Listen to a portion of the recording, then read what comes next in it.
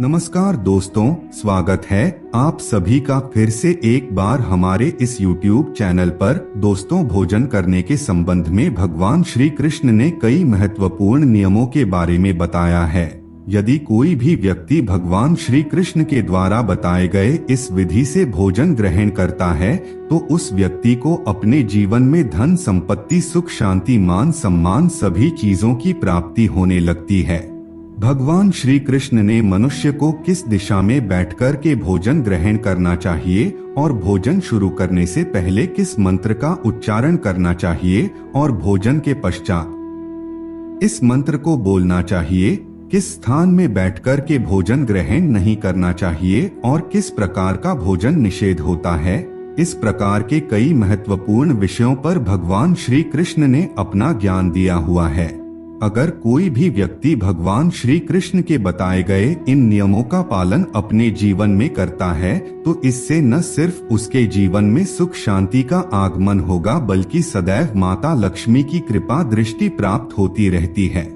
अगर आप भी अपने जीवन में सुख समृद्धि धन संपदा की कामना करते हैं तो भगवान श्री कृष्ण के द्वारा बताए गए इन नियमों का पालन आपको अवश्य करना चाहिए। तो चलिए फिर शुरुआत करते हैं। कौन कौन से महत्वपूर्ण नियम भोजन करने के होते हैं उसके बारे में जानते हैं, लेकिन उससे पहले आप सभी दर्शकों से एक छोटा सा निवेदन है कि अगर आप चैनल पर पहली बार आए हैं तो चैनल को सब्सक्राइब कर लीजिए और कमेंट बॉक्स में जय श्री कृष्णा अवश्य लिखें। भगवान श्री कृष्ण के मुताबिक भोजन करने से पहले थोड़ा सा अन्न भूमि पर अवश्य रखना चाहिए ताकि देवता मनुष्य और पशु पक्षी प्रेत पिशाच वृक्ष तथा कीट चींटियां आदि जो अपने कर्म बंधन से बंधे हुए हैं वह आपके द्वारा दिए हुए अन्न से अपनी भूख मिटाते हैं। अतः उन सभी के लिए भूमि पर अन्न रखकर अन्न का महादान कर सकते हैं। ऐसा करने से समस्त देवी देवता आनंदित हो जाते हैं और सभी का आशीर्वाद आपको प्राप्त होता है। यदि भोजन करते समय आपके द्वार पर कोई अतिथि आ जाता है तो उसका आदर स्वागत करना चाहिए, उसे आसन देकर प्रणाम करें और उसका सत्कार करें, फिर श्रद्धा पूर्वक भोजन कराकर के विदा करें। भगवान श्री कृष्ण के मुताबिक अगर कोई व्यक्ति भोजन कर रहा होता है और उसके द्वार पर कोई अतिथि आ जाता है और उसका सत्कार वह व्यक्ति नहीं करता तो भोजन करने वाला व्यक्ति महापाप का भागी हो जाता है। ऐसे व्यक्ति के घर में किसी भी देवी देवता का प्रवेश नहीं होता, इसलिए हमेशा अतिथि को भोजन कराकर भेजना चाहिए।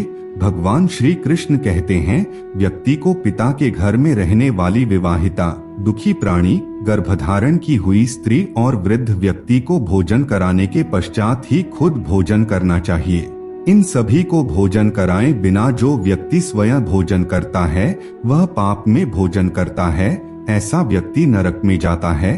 भगवान श्री कृष्ण के अनुसार बिना नहाए धोए भोजन करने वाला व्यक्ति मल ग्रहण करने के समान होता है। जो बालकों एवं गुरुओं के हिस्से का भोजन करता है उसका भोजन विष्ठा के समान हो जाता है और जो दान किए बिना भोजन करता है उसका भोजन विष के समान बन जाता है। पांचवी बात, मनुष्य को कभी भी दुराचारी व्यक्ति के द्वारा दिया हुआ अथवा दूसरों के द्वारा घृणा से भोजन या फिर अपमानित करके दिया हुआ भोजन कभी ग्रहण नहीं करना चाहिए।